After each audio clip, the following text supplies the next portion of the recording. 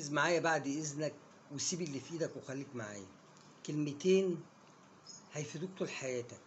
طبعا النهارده أنا جاي عشان أتكلم على حاجة. قبل ما أتكلم طبعا نسمي بسم الله، نصلي على رسول الله صلى الله عليه وسلم، ونبدأ الفيديو. النهارده يا جماعة هتكلم في كلام مهم قوي، وهو يخص اللغة الإنجليزية وكل من بيهتم باللغة الإنجليزية.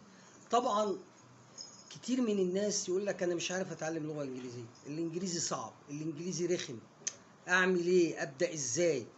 بصوا مبدئيا يا جماعه انا هتكلم للناس اللي هي يعني لسه بتقول يا هادي، والناس اللي برضو ابتدت تاخد خطوات في تعليم اللغه الانجليزيه. بالنسبه للناس المبتدئه طبعا حته الانجليش اي حاجه في بدايتها بتحس ان هي صعب، لكن مع الاستمراريه هتلاقي الدنيا معاك زي الفل. اولا قبل ما نتكلم ازاي تتعلم الانجليزي، انت عايز الانجليزي ليه؟ ايه اهميه اللغه الانجليزيه؟ طبعا يا جماعه اللغه الانجليزيه غايه في الاهميه. اولا لو هتيجي تتكلم على الشغل طبعا بتفيدك كتير جدا في ان انت تلاقي وظائف افضل بمرتبات افضل. يبقى ده اول اهمية للغة. تاني اهمية الناس اللي بتحب تخش على مواقع الانترنت تبقى محتاجة للغة، لانها بتترجم حاجات وحاجات بتقف قصادها.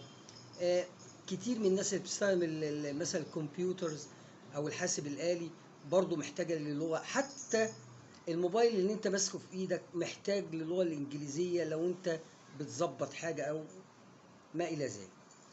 ده تاني اهمية للغة. تالت اهمية بقى الناس بقى اللي بتحب السفر، عايز اسافر بره، اشتغل بره، طب ما انت محتاج للغة.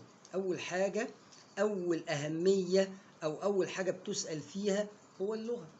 طيب بالنسبة يا جماعة للغة الانجليزية مفيش اسهل منها. انت اولا حاول بقدر الامكان ان انت تبقى حابب ان انت تتعلم. لو انت حبيت الشيء هتدي فيه، مش حبه مش هتدي فيه. يعني ما تاخدش اللغة او تعلم اللغة ان انا لازم اتعلم وبتاع عشان كذا، لا، خدها كده بحرية وخليك فري وهتلاقي الدنيا ماشية زي الفل. طيب الحاجة بقى الأهم برضو إن أنت موضوع اللغة الإنجليزية لكل ست بيت أو لولي أمر، ما هو محتاج ابنك يجي يقول لك طب اقرا لي دي يا بابا، أنا عايز أعرف معنى الكلمة دي يا بابا. يبقى أنت برضو في البيت استفدت باللغة. بصراحة ليها فوائد كتيرة أوي أوي أوي، بتكون مميز.